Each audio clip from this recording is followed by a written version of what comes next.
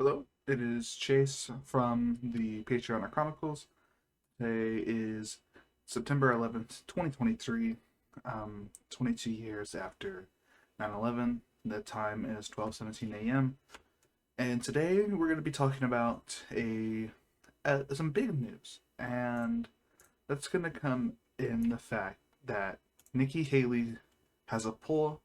Well, there's a poll that just released following the Republican debate that has Nikki Haley destroying every competitor in the Republican race.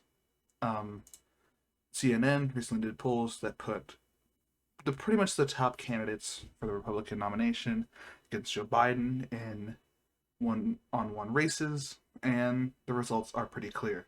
Biden only won against Vivek Ramaswamy, which is to be expected. He's just Trump, but probably more extreme and not as popular.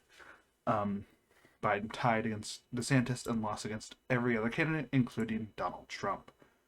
Um, but as you look at these percentages, you see Trump up by one, former Vice President Pence up by two, Senator Tim Scott up by two, former Governor Chris Christie up by two. But one number sticks up from the rest, and that is Nikki Haley's plus six. Nikki Haley has really taken these results and said that Americans crave a new leader in American politics, especially in the Republican Party. And it's something that I believe is true. I think many Republicans are tired of the same old leaders of the Republican Party and are ready for change. And I think that is what she's using these results for. And I think a lot of the results that Nikki Haley is receiving is from her opinion on abortion. Nikki Haley was one of the few people on the debate stage that kind of said, "Hey, I'm pro-life, but there's nothing we can really do about abortion." And the issue revolving around abortion is a lot bigger than what everyone else wants to make it out of.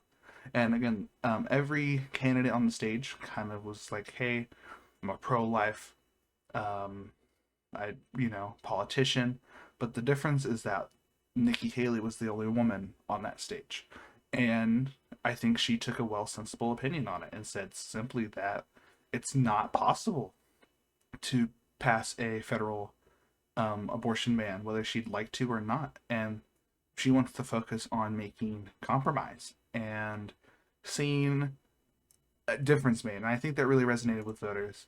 And especially just on her popularity within the Republican Party, it's skyrocketed. And while that has not necessarily, she's not above Trump and she won't be anytime soon, we've definitely seen a rise in numbers. I mean, you see Nikki Haley at 10, Nikki Haley at 7 on these two most recent polls on the Iowa caucus and just the overall Republican nomination. But since the debate, Haley at 7, we have Haley 5, Haley 7, Haley 8. She's really um, standing around that 7 to 10 range right now.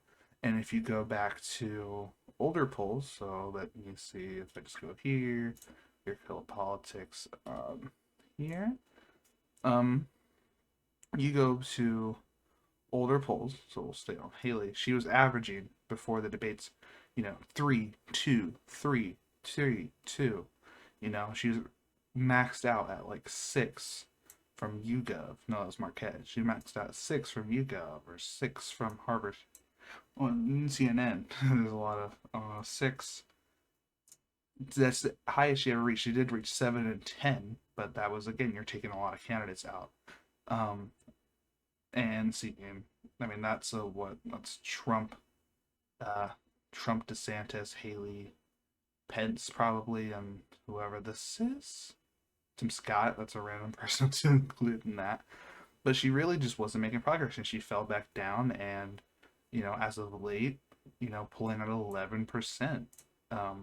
Still, getting threes and fours here, but the more reliable news sources are 7, 7, 8. And you're seeing that increase, and I don't think it's going to go anywhere soon. I think that Nikki Haley will soon, it's probably being projected that she will pass Vivek Ramaswamy, and polling numbers, so she'll be that kind of second place candidate behind Ron DeSantis. And I think that Nikki Haley could even pass up Ron DeSantis. You can see DeSantis's fame has just significantly plummeted. Um, and most of that has gone to Trump. You see, there's a very split here, and it's gone from to either to Trump or back down here. Um, but I really think what this shows is um, that I think Republicans need to nominate Haley. I don't think nominating Trump again is a safe option for Republicans. I think that nominating someone like Nikki Haley gives Republicans a bigger chance. And how I'm going to show that is by looking at this upcoming presidential election. Now, I'm going to, at first, simply just predict how I would see a Trump versus, so I'll change these names to make it more clear. So Trump will be the Republican nominee. Biden will be the Democrat. And I don't think either of those will change. But I'm just going to simply sit, like, I'm not going to really, go into likelies, non-likelies, stuff like that. I'm just going to tell how it is and how I think a re-election would go. I did not mean to make those. Okay. All right. Oh, you click the state and then you gotta go and click the second, and then okay. Who am I on? Trump. Not Illinois. God.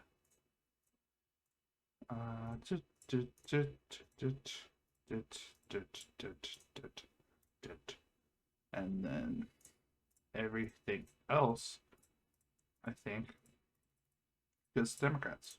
That's just how I see it.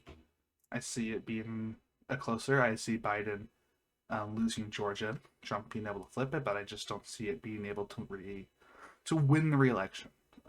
So what I'm gonna actually do here now is I'm gonna clear the map, and we're gonna change this to, I'm just not gonna do anything, to Nikki Haley, and what I think will be the difference.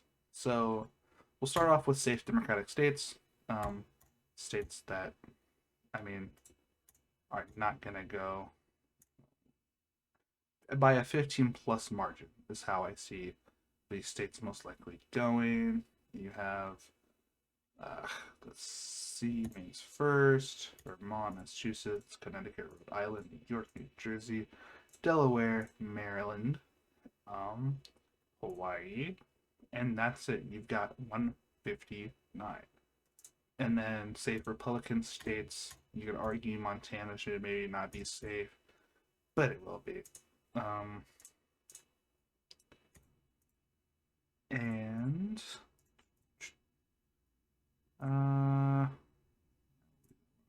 it's really easy win the state of South Carolina being a home state. So with this and Alaska, it gives Republicans 121, 159. That's the base. I think everything else has the potential to flip in a hypothetical situation besides West Virginia. But it's not likely to happen, and that's why there's states that are, considered likely Republican, likely Democrat. Texas, under Nikki Haley, I think is likely Republican. I think Donald Trump really just rambled up to the Republican Party in Texas, and I think a return to what people would consider normalcy in the sense of just politics, and like you look back at before Trump, you have Mitt Romney, the Bushes, and McCain, and that the Republican Party in Texas, the Republican base was strong. And then Trump, you see, it dipped down below 10%. And, I think it was 8 and 5% when I think McCain and Romney won it by like 12 and 16. And sure, I think Texas is becoming more Democratic, but I don't think that with a nominee like Nikki Haley, a more moderate Republican, I think that things would, be a lot more safe for Republicans in the state of Texas. Same thing with Florida. Florida is on the verge of becoming a solid red state. And it's the same thing with Ohio and Iowa. I just don't see Democrats even having the opportunity to win in these states. They seem like safe Republican locks at this point. But who? What do I know? And there's also likely Democratic states: Colorado, New Mexico, Minnesota, and Virginia, and Maine at large. Um, oh, and that needs to be. I'm tired. Some could argue Virginia. You have a Republican governor, Glenn Youngkin, well liked, and he's a more traditional Republican. You nominate someone like Nikki Haley. Hey, maybe someone like Nikki Haley could win the state of Virginia. And while that is possible, her being, from the same kind of area as Virginia, I wouldn't say the South, but the South East, I guess, would maybe be a way to interact them together.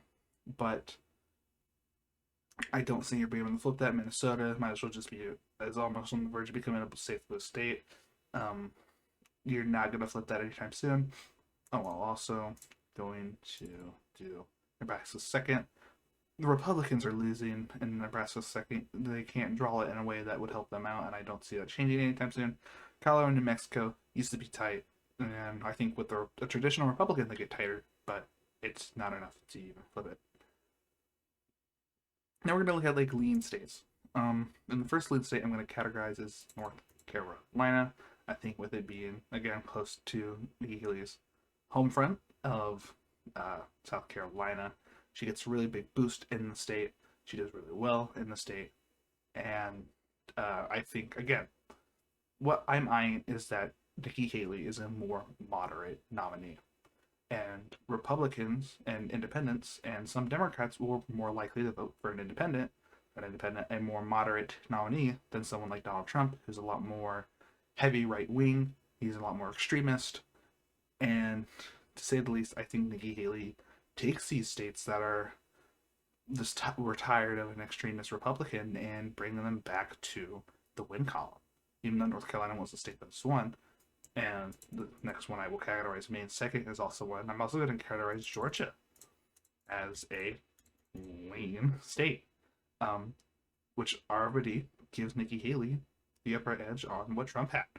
And I think just, again, a return to normalcy in the Republican Party is what Republicans need. And I think Nikki Haley is the best candidate to do so. I mean, you could obviously look at someone like the Republicans' best second option after Nikki Haley for a moderate would be Chris Christie, because you're not going to nominate Asa Hutchinson to do anything, even though I think he would probably be the strongest diplomatic candidate and have the best ideas in my opinion, as a moderate.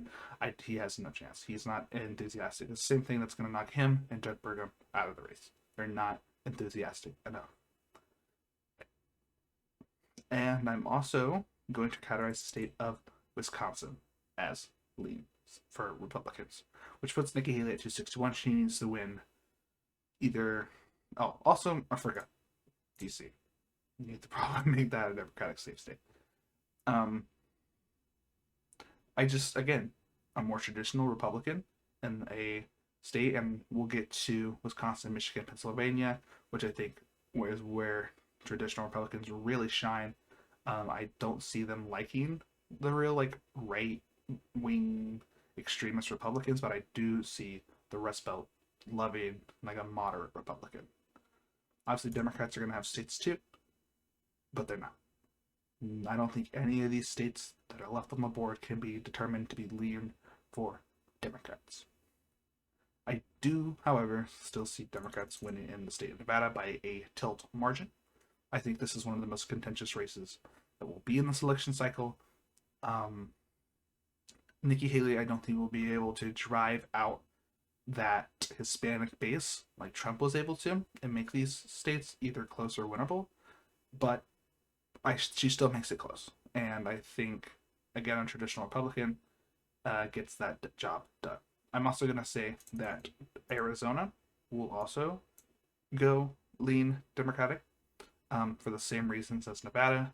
I think Republicans have a better chance in the state of Arizona, but not to the extent that, again, I think Trump has a better chance of winning these states if they were to nominate him.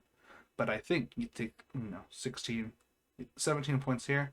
I think Nikki Haley wins the state of Pennsylvania by a tilt margin that gives Nikki Haley the victory and the presidency.